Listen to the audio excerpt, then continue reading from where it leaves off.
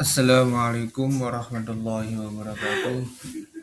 Saya di sini akan mempresentasikan PPT yang berjudul Memahami Pengertian Entrepreneurship Leadership, Konsep Wirausaha, Teori yang Mendasari Pedagogi Kewirausahaan. Oke, baik, langsung saja. Di sini aja ada centang biru pemimpin wirausaha, sintesis konsep kepemimpinan dan arsitektur pedagogi. Mengelola skala di tengah volatilitas ekstrim. Di sini ada model kepemimpinan konvensional dirancang untuk optimalisasi dan efisiensi dalam kondisi stabil. Di sini ada skala kinerja. Disrupsi modern menuntut mekanisme baru, penciptaan nilai yang berkelanjutan di tengah ketidakpastian yang absolut.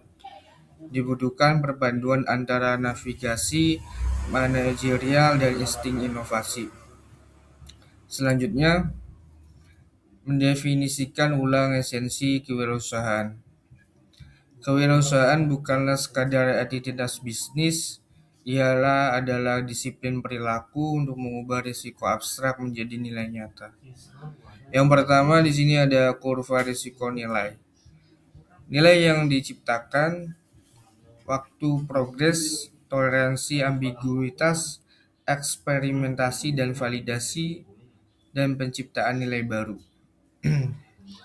Selanjutnya, konvergensi lahirnya kepemimpinan wirausahaan. Kemampuan untuk mengorkestrasi sumber daya dan mempengaruhi orang lain, atau disebut leadership, untuk secara proaktif menemukan dan mengeksekusi peluang inovatif. Sini ada entrepreneurial leadership, yaitu kepemimpinan tradisional, pengaruh struktur, skala, dan mitigasi risiko. Dan kewirausahaan murni, inovasi, agilitas, penciptaan, dan pengambilan risiko. Selanjutnya ada matrik evolusi kepemimpinan. Di sini ada dimensi kepemimpinan tradisional, kepemimpinan wirausahaan. Yang pertama dimensi fokus utama kepemimpinan, terus kepemimpinan tradisionalnya preservasi dan optimalisasi. Terus kepemimpinan wirausahaannya eksplorasi dan penciptaan nilai.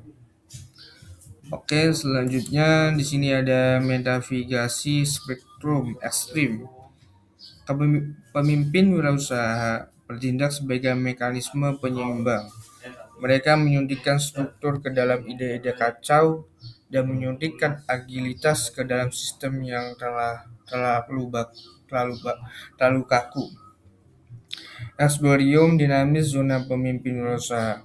Sini ada kekacauan visioner, terus ada birokrasi kaku. Selanjutnya ada anatomi pola pikir pemimpin wirausaha.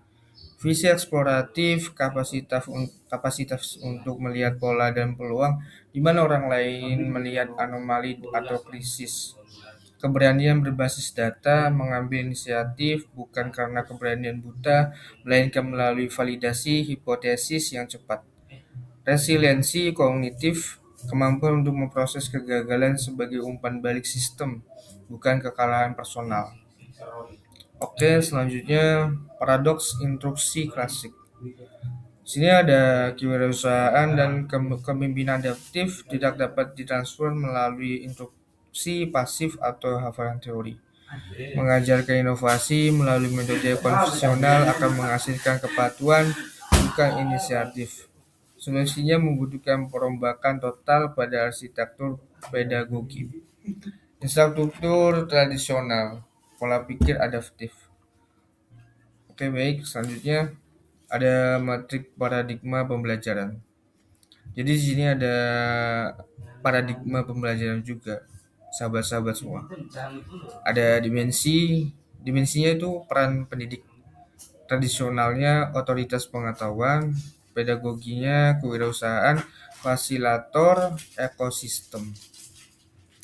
Oke, selanjutnya Fondasi teoritis membangun kemandirian.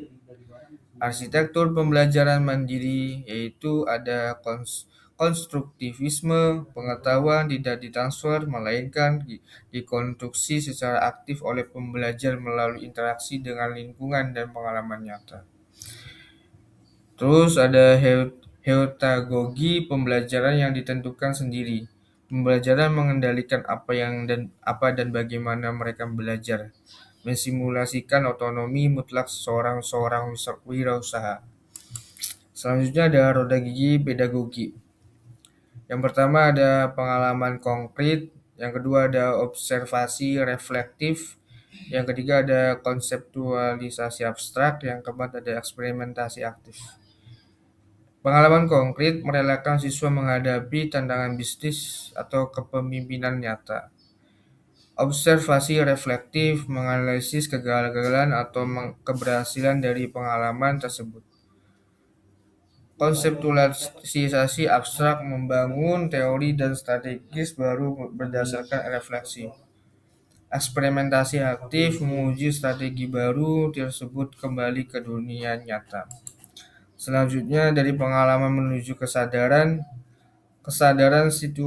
situasional, mekanisme pendidik melempar pembelajar ke dalam simulasi krisis bisnis atau proyek tanpa instruksi rigid. Output psikologisnya pembelajaran terpaksa melakukan observasi mendalam, mengembangkan toleransi, ambiguitas, dan kemampuan membaca pola pasar.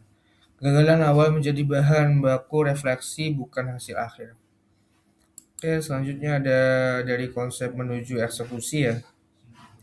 Sini ada agilitas eksekusinya. Mekanisme berdasarkan refleksi pembelajar merancang ulang pendekatan mereka dan langsung mengujinya melalui prototipe atau keputusan manajerial baru. Output psikologis membangun insting keberanian berbasis data. Pembelajar memahami bahwa kepemimpinan bukan tentang mengetahui semua jawaban sejak awal, melainkan seberapa cepat mereka dapat beradaptasi melalui eksperimen. Oke, selanjutnya cetak biru akselerator kerangka sintesis. Kepemimpinan kewirausahaan bukanlah bakat kinetik, ialah adalah output yang terprediksi dari sistem pedagogi yang dirancang untuk secara terus-menerus berproses risiko menjadi pembelajaran. Di sini ada material dasar konsep kewirausahaan dan teori kepemimpinan. Yang pertama, katalis pedagogi, konstruktivisme dan heodagogi.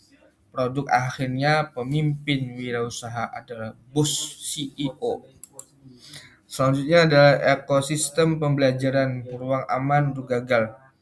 Jadi, arsitektur pedagogi kewirausahaan akan runtuh tanpa ekosistem psikologi yang tepat. Eksperimentasi berisiko rendah, pendidik harus menciptakan batasan di mana kegagalan berdampak pada pembelajaran bukan pada karir atau kelulusan fatal. Yang kedua, fasilitasi bukan dikte. Bergeseran peran dari pengajar mentransfer pengetahuan menjadi desainer lingkungan belajar. Selanjutnya ada merancang arsitek masa depan. Tugas institusi pendidikan dan organisasi modern bukan sekadar menemukan individu dengan insting wirausaha. Tugas utama kita adalah membangun mesin pedagogi yang mampu merekayasa dan mencetak pemimpin wirausaha secara sistematis, pemimpin yang siap menavigasi ketidakpastian besok. Jadi cukup sekian dari presentasi presentasi saya. Bila ada salah kata mohon dimaafkan. Assalamualaikum warahmatullahi wabarakatuh.